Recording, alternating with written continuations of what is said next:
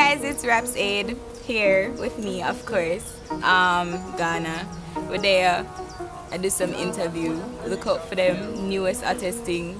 You learn the latest things about creatives like myself. I don't know, it's just was Kappa Shot. Jordan Tivan. Hey, like this. I don't know, say Ayatash, big up RAPS Aid. Hey, we're there. What was it like growing up for you? Grew up like everybody else who went to church, you know, a normal church girl. Every Sunday I'm after that church, and it was the first place that I could express, you know, my art. My mom used to sing at church too, so it was kind of like expected. Yeah, I'm assuming she still sings at church. So it's kind of expected from me to sing too. Started singing at 7. Fast forward to high school, still singing, you know, in the choir, devotion time and that type of thing. Never really took up music seriously until I moved to Kingston, started college, you know, exposed myself more in, you know, the music industry here. But yeah, growing up was very musical. Music was always in my house. Sunday daytime I can definitely count on some Berries and some Dennis Brown and some Gregory in the house. What was like your inspiration to become an artist in this community? Like more than just, you know, you love to sing. What gave you that drive? Singing is not just music for me, it's my voice. And it's my voice in the sense that whatever I have to say will be heard. Because I mean, everybody loves music and they're always willing to listen to what the newer person has to say.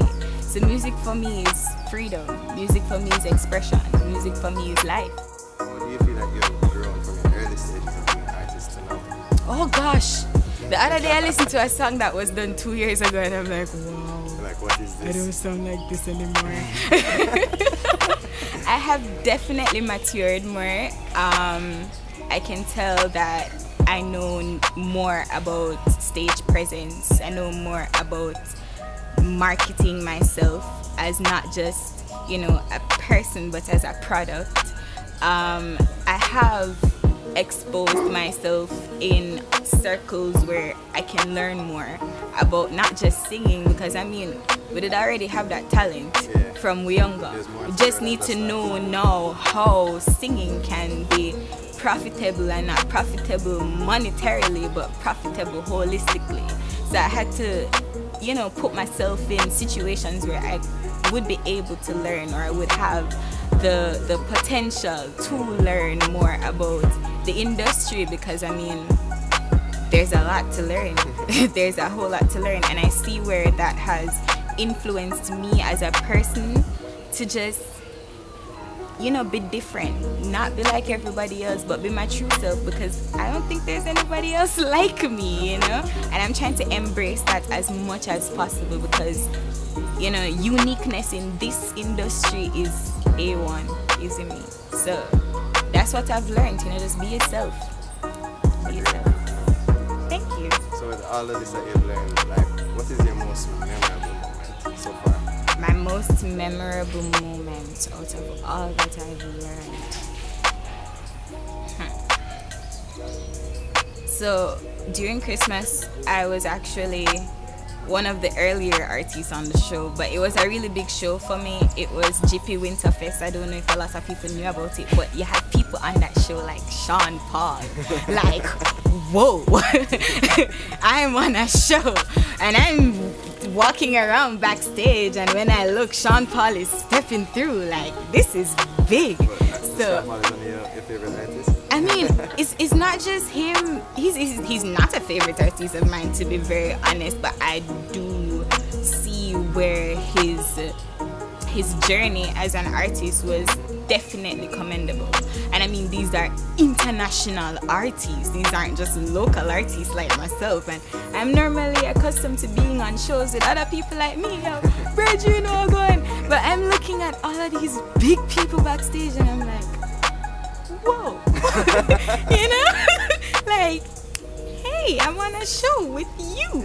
This is amazing. So I mean, that show in Christmas just showed me that, yo, if you work hard enough, soon you will be in the same segment as these people, because you're already on the same show as them. So it just told me to, like, just keep pushing. Memorable times for me, and it may seem so small, But it was very big to me personally because I've been doing this for a while. I've been singing for years. I've been doing music professionally for 6 years. And that's not just some baby thank you. It's not just some baby time, is it me? 6 years is a lot of time to learn, to rebuild, to break down, to cast away old habits, to pick up new ones that can help you, you know. So me being there was like, yo, this is paying off. Alright. Yeah, so I don't think I can give you one answer to that. Separate and apart from talking about my journey and learning from other people's journey and networking with other artists that have been through this before me and have been doing this for way longer than 6 years, I must say I love this stage. I gotta put on a show because I love the stage so much. I'm giving myself another opportunity to grace a stage. Yes, most definitely. Ninth Element, my baby. We've had 2 shows so far, and both times I've just been blown away by the responses from the crowd, you know.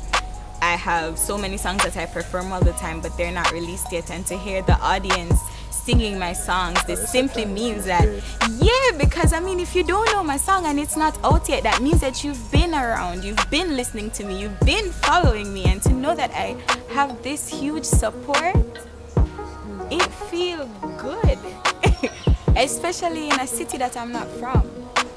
You know, growing up in Mobay, moving to Kingston at 18 to build my own network here, I didn't even know it was possible. What is your favorite part about Ninth Element, and like what emotions and thoughts come to you like when you're performing?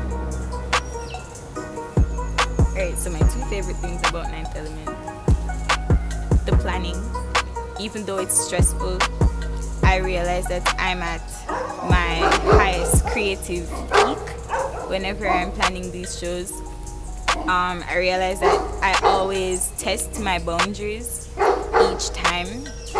I realize that I push myself to a point that I didn't know was possible each time, because each time I put on this show, we face another difficulty, a different difficulty.